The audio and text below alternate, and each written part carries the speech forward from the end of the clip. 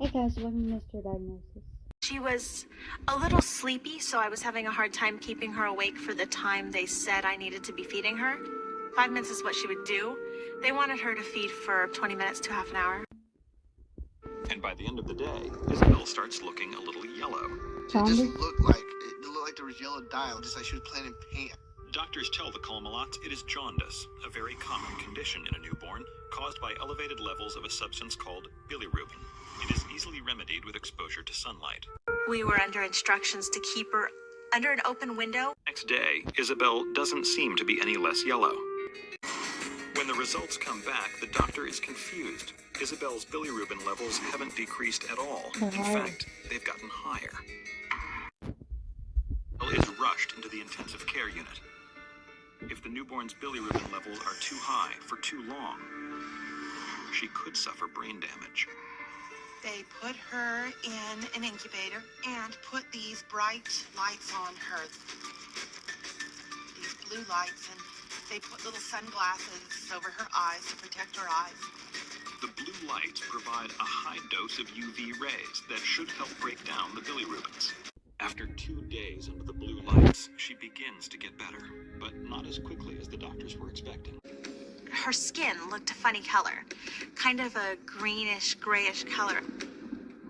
When they took her out of the room, I expected them to bring her back. After 3 straight days in the hospital, Jake steps out for a break while Brenda waits for Isabel. Jake hasn't been gone for 10 minutes when a doctor comes back without Isabel and gives Brenda some devastating news. She comes in and she said very bluntly, "We think Isabel is in heart failure." She had a heart murmur, and in addition to the murmur, she was tired, not eating well, her skin color, it was mottled. She wasn't doing well. And they did an x-ray. And her heart was enlarged. They'll have to transport Isabel immediately to a larger facility with a full pediatric ICU. They gave her medication to cause her to remain unconscious. They hooked her up to IVs. They were going to intubate her because the medication they were giving her sometimes caused children to stop breathing.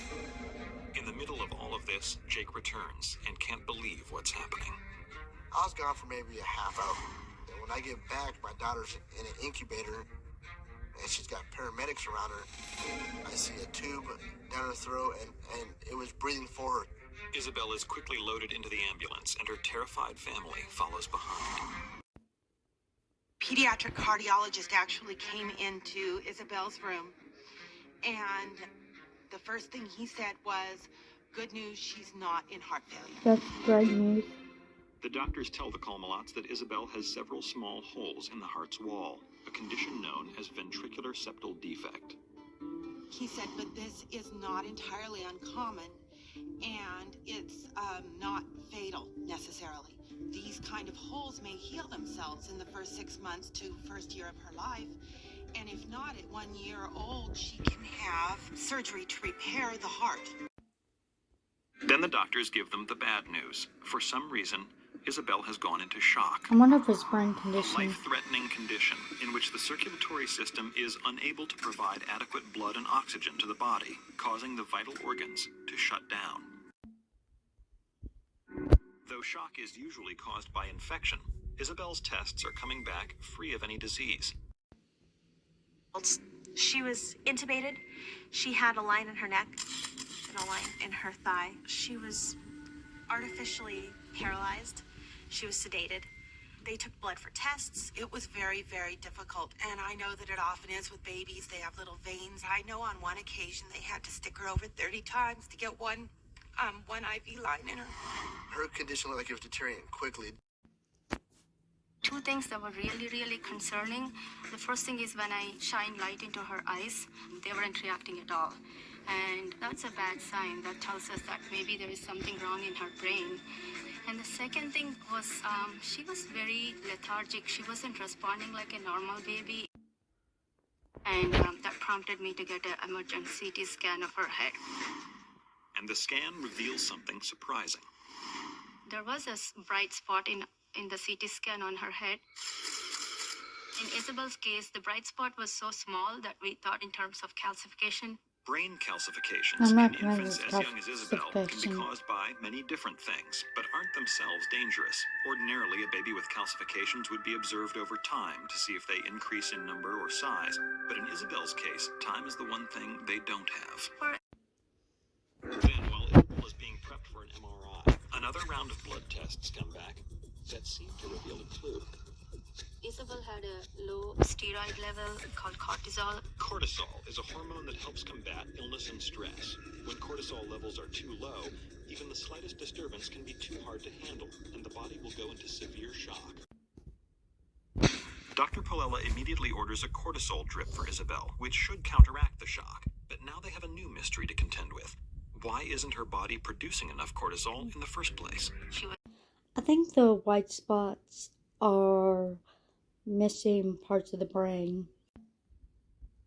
When the MRI results finally come back the next day, the doctors are stunned to find that the bright spots on the brain that had originally appeared to be calcium deposits are actually holes where there's no brain at all. It's Sepio once we Optic got the MRI, Dysplasia. then everything started making sense that she doesn't have enough of hormone and her pupils are not reacting. So we knew that she was having septo-optic dysplasia.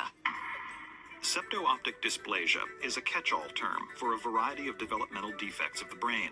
Isabel has 4 defects. She is missing the septum pellucidum and corpus callosum, structures that join the 2 sides of the brain. She has a small hypothalamus, the master gland that controls involuntary functions such as heart rate and temperature. And she has an underdeveloped pituitary gland, which controls the body's hormone output. Finally, Isabel's optic nerves are very weak, assuring them that many of the symptoms are treatable.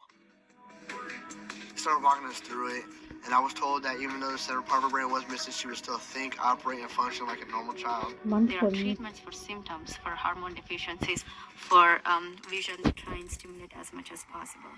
Isabel is immediately started on hormone therapy to counteract the effects of her malfunctioning glands. Isabel is basically right now getting growth hormone replacements because she lacks growth hormone. She gets cortisol replacements too. Once she got those hormones and recovered in the hospital, she made a complete turnaround. And now, just a year later, with rigorous hormone replacement therapy, Isabel is doing well, and the holes in her heart, which turned out to be unrelated to the septo-optic dysplasia, are healing themselves. I think Isabel is actually doing amazingly well. She has some visual perception. She can appreciate light. She does try and say a few words. She does try and stand up with support. I think these are all good things. Isabel is 2 years old now. She is thriving. She is an absolutely brilliant 2-year-old. She sings, she plays, she's very independent. For people new to my channel, the reason I don't show the TV show is to avoid copyright. Thank you for watching. Make sure you like, comment, and subscribe. I'll see you next time.